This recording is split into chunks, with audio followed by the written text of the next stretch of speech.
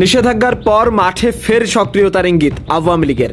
রাতের অন্ধকারে শপথ, গোপন বৈঠক, তৃণমূলের নতুন নড়াচড়া, সব মিলিয়ে প্রশ্ন উঠছে, ফিরে আসার প্রস্তুতি কি তবে শুরু হয়ে গেছে, নাকি এটি শুধুই রাজনৈতিক উপস্থিতি জানান দেওয়ার চেষ্টা? বাংলাদেশের রাজনীতির নতুন সমীকরণ নিয়ে আরও বিস্তারিত থাকছে প্রতিবেদনে। দেশের রাজনীতিতে আবারও আলোচনায় আওয়ামী লীগের মাঠ পর্যায়ের তৎপরতা। 2024 সালের গণঅভ্যুত্থান ও পরবর্তী নিষেধাজ্ঞার পর অনেকেই মনে করেছিলেন দলটির রাজনৈতিক অধ্যায় হয়তো শেষের পথে। তবে সাম্প্রতিক ঘটনা প্রবাহ বলছে দলটি আবারও সংগঠিত হওয়ার চেষ্টা করছে। দেশের বিভিন্ন এলাকায় আওয়ামী লীগ সমর্থিত বলে দাবি করা সমাবেশ, শপথ অনুষ্ঠান ও সাংগঠনিক তৎপরতার খবরও সামনে আসছে। এর মধ্যে সবচেয়ে আলোচিত ঘটনা ঘটে লক্ষ্মীপুরের কোমলনগরে।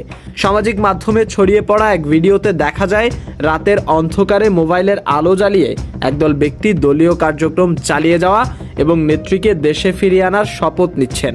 ভিডিওটি প্রকাশের পর রাজনৈতিক মহলে শুরু হয় তুমুল আলোচনা।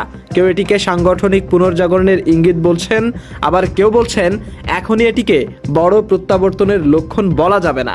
স্থানীয় প্রশাসন জানিয়েছে ভিডিওটি যাচাই বাছাই করা হচ্ছে এবং প্রয়োজনীয় আইনি পদক্ষেপ বিবেচনায় রয়েছে।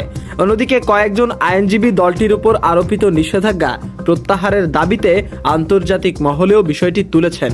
তাদের মতে আত্মপক্ষ সমর্থনের সুযোগ ছাড়া কোনো রাজনৈতিক দলকে নিষিদ্ধ করা গণতান্ত্রিক নীতির সঙ্গে সাংঘর্ষিক হতে পারে। উল্লেখ্য যে 25 সালের মে মাসে সন্ত্রাস বিরোধী আইনের সংশোধনের মাধ্যমে আওয়ামী লীগের রাজনৈতিক কার্যক্রমে নিষেধাজ্ঞা আরোপ করা হয়। পরবর্তী সরকার পরিবর্তনের পরও সেই সিদ্ধান্ত বহাল থাকে।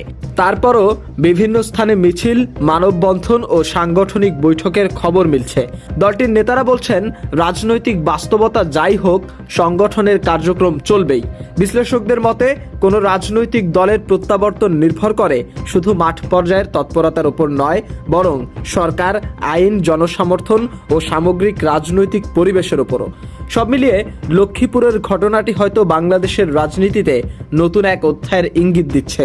এখন দেখার বিষয় এই তৎপরতা কত দূর গড়ায়। মাশরাফি, আজকের নিশানা।